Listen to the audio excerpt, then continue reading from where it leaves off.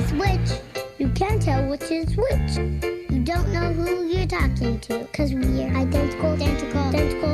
Welcome back, video creeps. I love the Chucky franchise, and I'm gonna ride hard for that franchise like a chicken head on a mechanical bull. But while we all just let two companies work on Childsplay at the exact same time, all the while not being connected to one another, does anybody understand how that came to be? Or how an Australian criminal plays a heavy part in why this happened? Well, you adorable little minx, pull up, because we're gonna go over exactly how this happened. Isn't that nice? Don't you feel good about that?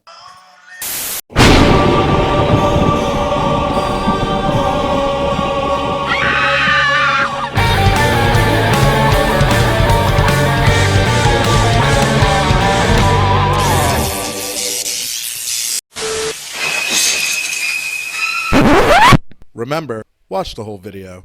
Don't be a bitch. Now it comes as no surprise that the breakout 1988 film Childsplay was a gigantic success. I have this motherfucker right. It did well. Around the conception of this film, Cabbage Patch dolls were huge. They were at the height of their popularity. We had people trampling over other motherfuckers to get a Cabbage Patch doll. Word? Fucking Cabbage Patch doll? Weird.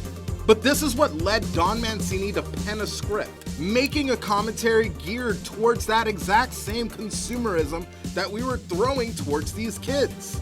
This is when he got the attention of David Kirshner, an artist who actually had a background in making dolls and shit.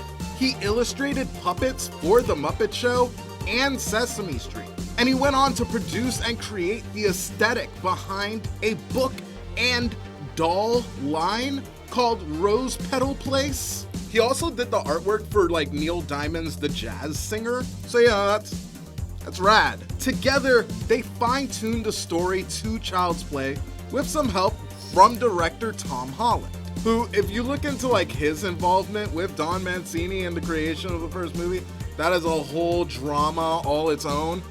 Very funny, but also very sad. And most importantly, for another day. They were able to find financing for the film at one of the world's oldest film studios, MGM. And the movie fucking slapped. With a strong budget of $9 million, they were able to rank in an awesome $44 million. That is an incredible chunk of change, especially for 1988, leaving audiences and the studios wanting more Child's Play. Enter Christopher Skase, an American stockbroker turned financial journalist, best known for his work in the New Sun pictorial, eventually leading him in 1975 to buy Quintex. Just some small little business that he got in Tasmania. He slowly began to develop this tiny company until eventually it had a net worth of $2 billion, son. Let's take a second to appreciate these numbers, baby. If I gave you $5,000 a day for 6 months, you would be a millionaire. If I gave you $5,000 a day for 547 years, you then would be a billionaire. That's crack shit, son. This motherfucker got in there and was like, pew, pew. Nothing but fucking net. Now, it's important for me to note that Don and David don't own the rights to Child's Play. However, this is when Christopher Skase came in. He reaches out to MGM saying like, yo, I want to buy your company, and ultimately convinces them to sell it to him. The only issue is that Christopher Skase had zero interest in horror movies. Fucking weirdo freak. So just kind of straight up being like cool dudes, they gave all of the rights to Child's Play moving forward to David, who at first was super apprehensive about taking them. Going on to say this in an interview with EW, I was upset. It was just like, how could you guys do this? My attorney said, David, let it go.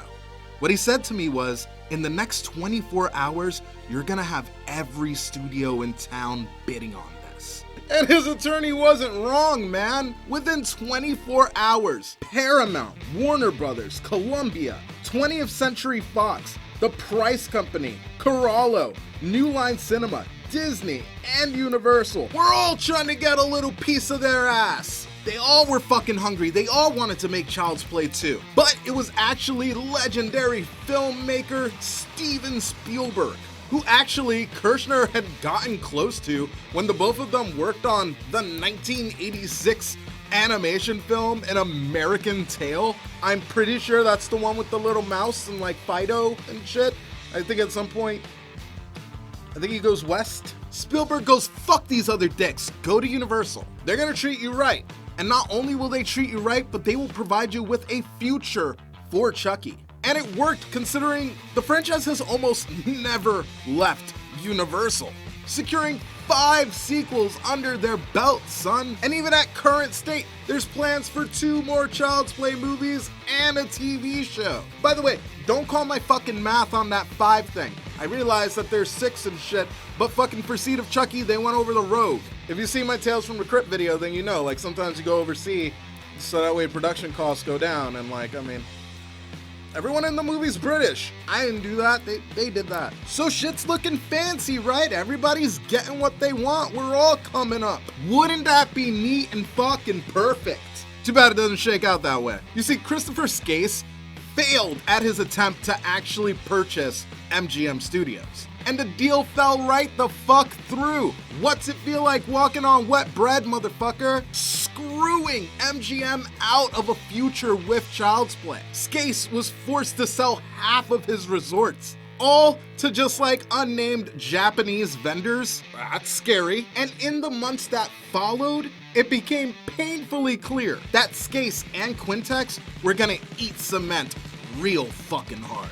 From this point on, Skase started stashing money away, taking money from the company and hiding them in foreign bank accounts, before having a massive fallout with the board at Quintex, demanding that they pay him out of the company like some wild shit. Like he wanted like $14 million, just so that way he can willingly remove himself from the company. But they were like, nah, bro, that shit belongs to the... Are you out of your fucking mind? The company needs that shit, you bitch. But their efforts were futile. Skase, using his connections and know-how with the business that he founded, was able just to funnel money right out of it, taking the money without them even knowing about it. But one of the directors on that board actually reported it to the ASC. That stands for Australian Security Commissions.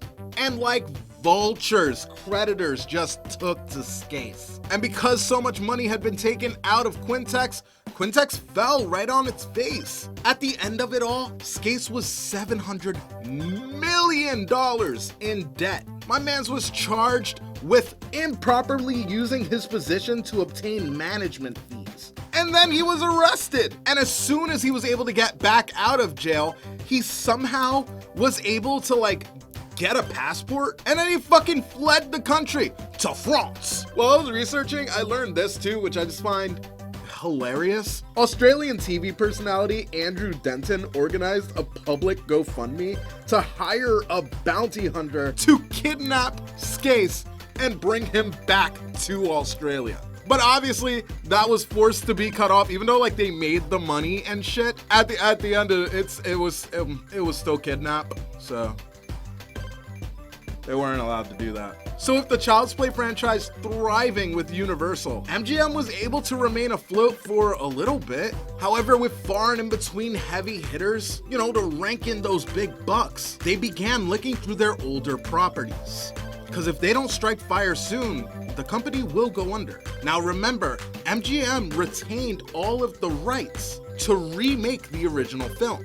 Literally, it is their right to do so.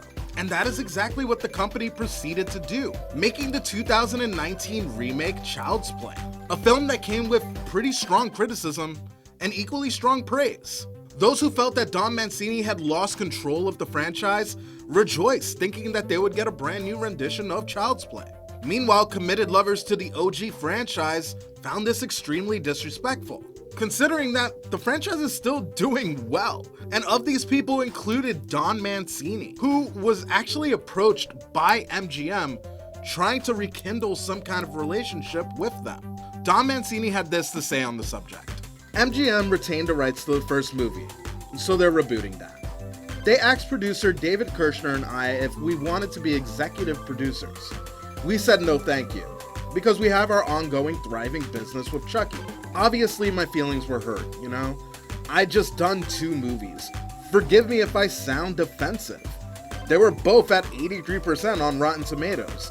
Even though they didn't get theatrical releases, they were well regarded. And I did create the character and nurture the franchise for 3 fucking decades. Now, while the MGM remake did not fail, they now find themselves in a really weird position. People are interested in seeing the future of what would happen with 2019's Child's Play. And as committed as I am to the original series, I'm one of those people. However, because they don't own the rights to Child's Play 2, they can't call their own movie Child's Play 2. And because of the Chucky names that are so intertwined with the OG series, they also can't go off and just put Chucky in the name. So I'm personally really interested to see what's gonna come out from that camp. Again, the movie was really successful, so I doubt that they won't make a sequel. MGM is fighting for their company right now, and they're doing everything that they can to rank in as much cash as they can. It was a big step for them to make this remake for $10,000 and be able to rank in about $45 million. So again, I am excited to see the future of the reboot, but I'm also really fucking excited for the new TV show that's coming out. Guys, this is a situation that isn't all that peculiar.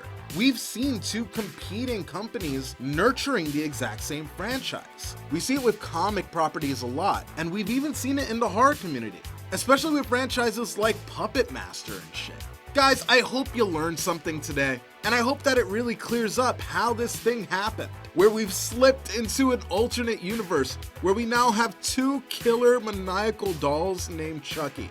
As always, if you're not already, please subscribe to the channel, hit the notification bell, because I randomly upload one day. When I make enough money doing this, I will commit to a schedule. Until then, we're loosey-goosey, baby. If you want to show your love for the channel, I have a Patreon. The link is in the description of this video, where you'll find all of my social media. If you want to make a donation, click the Patreon link. If you just want to be friends, add me across my social media.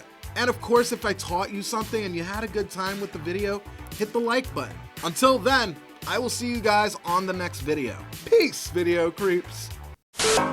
Appreciation comes in many forms. Those who stay for you will stay and brave the storm. Rebecca reviews, Kyoko, Larry Sherman, Corey Stewart, Coleman, Spooky and Butcher's Grindhouse, Lolo Exco, 6 Siren and Michael Andrews. You guys, you mean so much to me, makes me think of where I'd be without your love, without your heart. It tears my